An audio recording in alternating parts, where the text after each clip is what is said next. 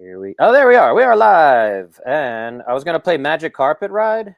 Have you? Well, oh no, we're not on. We're on the wrong thing. I forgot. I'm streaming the football game upstairs. So I was gonna play it here.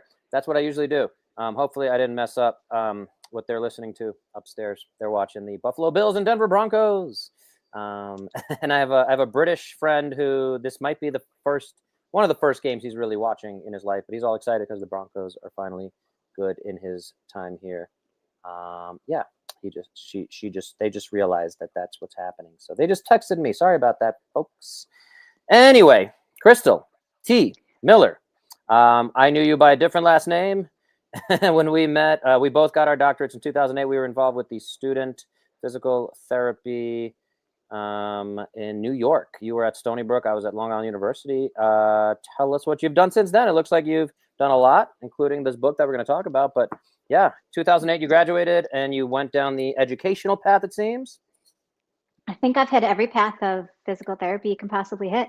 I started in professional athletics. I worked with the women's professional soccer team in Italy. I worked in clinic. I worked in trauma rehab. I worked in children's hospitals. I did a little bit on Broadway, not as an actress. Although, no, not as an actress. And then when I was pregnant with my second son, I started working in the school systems. I've been working in the schools, I guess it's been about 12 years. And I've been in over a dozen school districts. And that's really what kind of set me off on my new path. I think I was made to be working with kids. I mean, I'm 4'11", and I see them all eye to eye. So it's worked out for me pretty well. I love working with kids. So it really has been wonderful. But through my work with children, I started to notice. So as you know, I've never really done normal PT. And so I was in the schools doing my thing, learning about the kids and wanting to understand more about what their deficits are, not just their physical deficits, but as a whole. And I got a lot of really funny responses at first, like, why do you care how they're reading? You just care that they fall out of chairs and walk into walls. And I was like, well, that's not really how it works. So I started syncing their physical rehabilitation to include their other deficits, including math and reading and so on, and behavioral, so on and so forth. And what I found is that my students didn't just improve physically, they improved academically, behaviorally, socially, so on and so forth. So Yeah, from there, let me jump in and ask what most people might not know what a physical therapist actually does in that school setting. So maybe break that down for us. So in a school setting, so most people do understand what physical therapy does in like a clinic. So most people, when you think of PT, you're like, oh, I pulled my hamstring, I hurt my shoulder, and I go and I do exercises and I rehab and get back. In a school setting, the goal is very much helping a child become functional in a school setting. So it's not just about getting them back to 100%. It's really just of physical well-being. The goal is to help them function in their setting and keep up with their peers. Those are the goals. So every child has goals in different areas. So they'll have physical therapy goals, and they'll include things like being able to keep up with their peers, being able to sit in their seat, or being able to attend and whatnot. So you really work with everything from, what a lot of people don't realize is you think that the physical well-being is just, can this kid run and jump? Well, no, it's also, can this kid sit still? I've had a lot of kids who aren't capable of sitting still, not because they have behavioral issues, but because they have no physical ability to hold themselves upright in a chair, or because they have primitive reflexes that are not integrated, and therefore they're constantly being set off. So a lot of times we look at these kids and it's like, oh, this one doesn't need PT. He can run all over the place or whatnot. Or this one's, jumping off the walls. They don't need PT, when in actuality, those are kids that need it the most because they lack appropriate development on a not just a physical aspect, but a lot of people think that physical is more comes after stillness, when in fact it's the other way around. Movement is first. Movement is inherent. It's normal. Our default position is movement, and if we skip over that part, stillness is an active process, not a passive process. So sitting still is a higher level of developmental neurological function than movement. So Yeah. Are you familiar with Kelly and Juliet Starrett? And they did Stand Up Kids. Are you familiar with that at all? I'm not. I've had them on here before. Kelly, I would say, is probably one of the most famous celebrity PTs or whatever, been in the White House, all that. His brand is the Ready State. I'm lucky enough to have had them on this podcast before. Stand Up Kids, though, is one of my, I'm a big fan of what they've done with it. And they have now two girls. I think one might be graduating high school, one's in college, but in their work in the fitness space, healthcare space, and just being a parent to their kids, I believe they came up and worked with this organization to basically get desks out of classrooms, to say especially young boys have trouble sitting still. And so if we don't give them desks and force them to sit there, they're going to be able to be more engaged because they're fidgeting or moving around and all that kind of stuff. So just was wondering if you had heard of that. But yeah, sounds like you're integrating some of those concepts as well. Yeah, no, absolutely. That's really where the book came from, and my company. It's called so there's my book, Kid Magic Unlocked. And the company that I started a few years back, actually right around pandemic time, is called How to Be a Kid, and it's literally just that. I felt like there was just a significant lack of understanding of how children actually develop, how children actually learn, and so I started to create my programs for these kids based around their entire well-being. And what I found is, as these kids were showing significant progress, the teachers were pulling me into their classrooms and asking me to help other kids. And when I brought it to the elementary school principal, he asked me to, well, he basically looked at me and said, you wrote a curriculum. And I said, oh. So then I started teaching it. So I've been teaching professional development to teachers and parents in schools across the country, which has been absolutely wonderful. And that was really what fed into where the book came from. It was a lot about understanding child development and education and how they go hand in hand. Yeah, I love that. Before we continue, I do have to shout out our sponsor here, drinkelement.com with their mug. That's what I'm drinking here. Drinkelement.com/fitcare for your best electrolyte needs. Have you tried Element, Crystal? I have not. No, I might have to send you somewhere else. I'll send you the link. You can get plenty of electrolytes. They're delicious, and they go really well. Stay cozy here as it's chilly in the wintertime. They have the chocolate flavor, so it's kind of like a little hot chocolate with a little salty kick to it. It's nice. It's nice. Literally what I'm drinking. Hot chocolate. I want hot chocolate over coffee is my go-to, but today with the snow and everything we have here in New York, it's hot cocoa. There you go. Yeah. So yeah, you might really enjoy the chocolate flavors. There's chocolate mint, chocolate raspberry, chocolate salt, plain. They had a chocolate chai. Anyway, really good stuff. And I try to get all my athletes, clients, and patients to kind of figure out where that fits into their lives. So back to your book, Kid Magic. Let's jump ahead to the magic part. And it is an acronym, spoiler alert for anyone who's going to read the book. I don't know if you feel comfortable just talking about the acronym and giving away that part of it, and maybe if you want to leave a little, for the people to get the book and learn for themselves, that's totally fine too. But maybe let's talk about the acronym. Sure. So magic has multiple meanings in the book. So I'll start with why magic is so incredibly important to me and my household. So I have 3 boys, and I have told them literally since birth that they are born with kid magic, and that it is their job to discover what their kid magic is and to help it grow. So now, naturally, young boys, when they were little, my oldest son, so our house is over 100 years old. Wow. So every time you kind of touch the walls or go near an outlet, the lights flicker, which is wonderful. So naturally, my oldest son believed that he had electrical powers. So that was kind of fun. But as he got older, and as they all got older, they really truly discovered that their magic is what it is that they're passionate about, combined with what it is that they're naturally good at. And each of my kids has worked on developing their own personal kid magic. Now, I brought this to my students as well and noticed that when they believed that they had magic and not necessarily just a disability or just a deficit, they responded differently to improving, to self-improvement, and they took ownership in their own process, which is huge because the magic acronym that I created around these, my kids, they're all my kids, starts with meet the child where they're at. And I've heard a lot, and pretty much anyone in rehab, I'm sure, has heard this battle of, do we, just accept the kid who they are for who they are, or do we try to fix them? And I've always been, caught off guard by that question, because the answer is both. The answer is both. You meet the child where they are, you connect with them, you love them for who they are.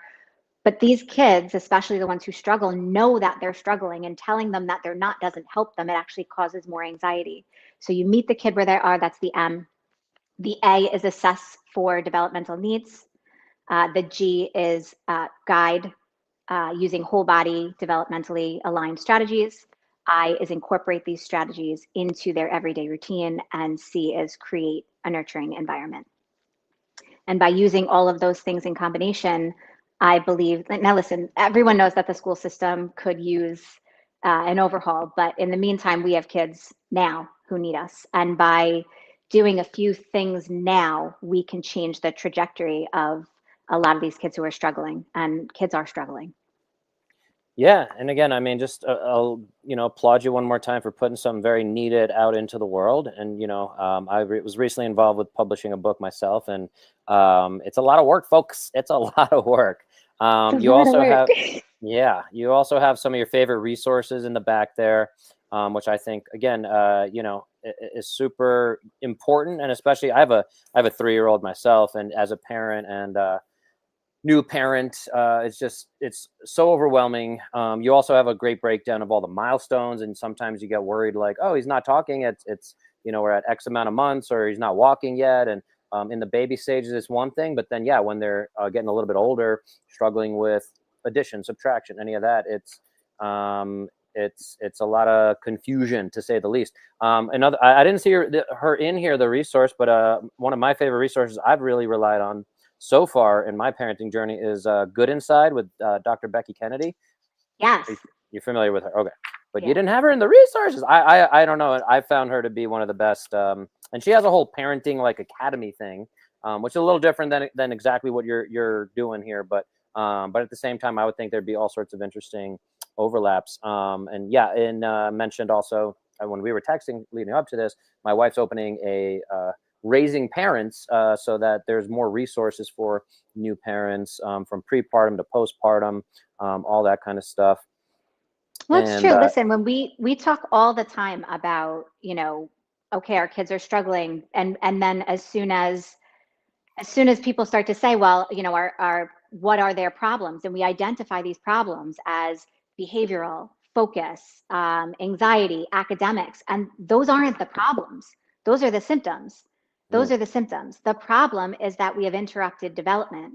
And, it's interesting because a lot of parents, there's this narrative that we hear as parents, oh, it's fine, your kid's fine, everyone develops on their own time scale, it'll be okay. And it's not okay. It's not okay. When we miss developmental milestones, that is our first clue that something is off. And the earlier that we can address that, the better we can help these kids. A lot of times, it's like, okay, so we missed this milestone, and well, that's fine. We'll teach compensation methods. And, as anyone knows, even, same thing for the body. Once you start teaching these compensation methods and not addressing the root problem, you create bigger problems that then really show their ugly heads later in 4th grade or so on and so forth, which is a big deal. That foundation is everything. And missed milestones are huge. They're, and I know it's natural not to want to hurt a parent's feelings or make them nervous or worry. But at the same time, if you're not aware that your kid is struggling, and listen, our numbers right now, we're at 1 in 6 children have a developmental disability. 1 in 6 children are diagnosed with a developmental disability. Does that include the ADHDs and of the world? Yes. 1 in 6 are developmental disabilities are diagnosed. 1 in 5 are diagnosed with a mental health condition. Okay. If you're looking at straight ADHD numbers, we're currently at 1 in 9, and autism is 1 in 36. However, it's significantly more prevalent in boys. I believe it's 1 in 24, and in California it's 1 in 12. Which one in boys? The ADHD? Autism. The whole Autism. spectrum is The more spectrum. prevalent in Yeah, boys. gotcha. But yeah, Any theories on that without getting too controversial? I have a ton of Oh theories on boy, that. maybe we'll talk offline. Maybe we'll talk. I don't know if you But want to go there.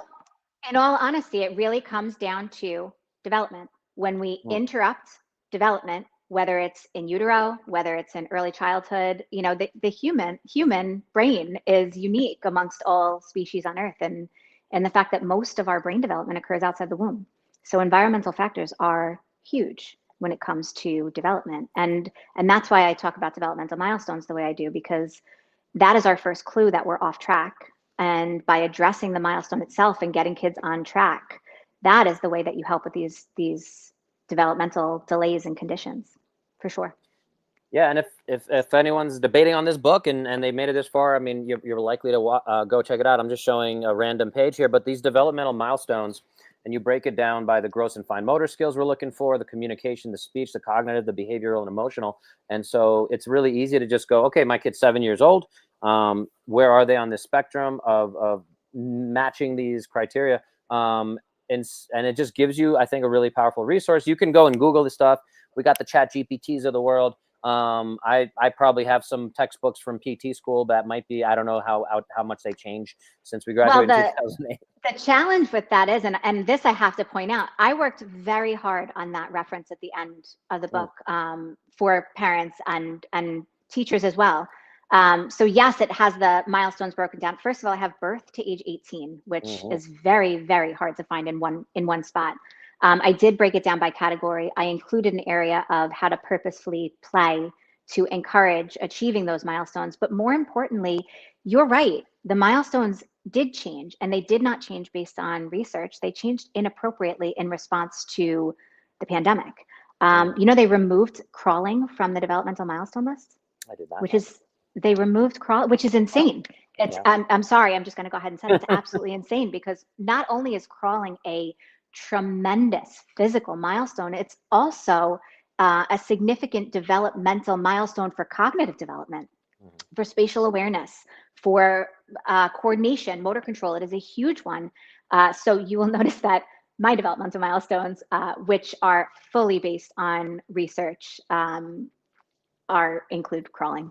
Yes, the bibliography is quite long, folks. Long bibliographies in the back. Well, I want to be respectful of your time and the listeners' time. I mean, I think this book deserves a lot of credit. You deserve a lot of credit for putting that out into the world. Parenting is super duper hard. Again, as we are looking to launch Raising Parents, my wife's business here, I'm sure we will be having this right in the bookshelf right up front. Be encouraging folks to go and get this. We do have an Amazon link somewhere wherever you guys are watching or listening to this in the show notes. But yes, Crystal, what other things do you think folks should take away, big picture, that you just want folks listening right here, right now, that they can do today if their kid's struggling with any of this, or if they want to get ahead of this stuff and make sure that they're doing that? What advice can you give every parent in the world? No big deal. No big deal. I would say the biggest thing right now is familiarize yourself with the milestones, because when we're looking at challenges that our kids face, it really does come down to identifying the root challenge, which can be traced back to how a kid should develop and where they're at. And by knowing the foundation, you can address those issues that come up, such as behavioral challenges, focus challenges. That would be a huge one. And then part two, you know, celebrate each child, celebrate the magic that they have inside them, love them for who they are. Every kid is special, every kid is different. And that is just so incredible. Whether you have a kid who is passionate about sports versus a kid who's passionate about cooking, passionate about art, whatever their passion is, love that, support that, and grow that as well. Or if they're passionate about video games. Well, no, I'm just joking. No judgment. Yeah, but again, there's a lot there. Complexity of parenting. Obviously, I'm making a little light of it, but yes, I'm sure as my kid gets older, I'm gonna have to check in with you on when we do face some issues, because I don't think any childhood goes 100% smoothly. Very rare, I would think. So like you throw out some of the statistics again. 1 in 5 kids are being diagnosed with something, from mental health to cognitive developmental issues, things like that. So yeah, a lot out there. Again, I really applaud you for being out on the front lines of this. And yeah, no kid left behind. There's a lot of talk about these concepts, but I feel like a lot of times, not enough legwork is getting done. So you're doing it. And again, I'm happy to share that message. Again, there's plenty of parents out there struggling. So hopefully this adds a little bit of relief out there. And again, those milestones laid out the way they are in the book, I really can't recommend that enough. For every parent should have that on their bookshelf and be able to refer to that. So again, thank you, Crystal, for being out here. Real quick, and I have the links to your website, How to Be a Kid. You got that on your sweater there, right? howtobeakid.com. Yes. Yep. And any other places to reach out to you? I think we have your email. You shared your email in the show notes there, so people can email Crystal if they have questions. Can folks work with you remotely if they're having issues with their kid? Absolutely. Yeah. So I do consultations. I do professional development in schools. I've been invited to speak to parent groups, conferences, lectures. So yeah, I have a lot of who are contacting me for one-on-one as well. Let's get you out there, and I love it. And thank you again for your time. And I don't know who we're rooting for today in the football, but it sounds like you're rooting for the Bills. Go Bills. Okay, we'll go for it. All right, everyone out there, hope you got at least 1% better today. I know I did. Bo knows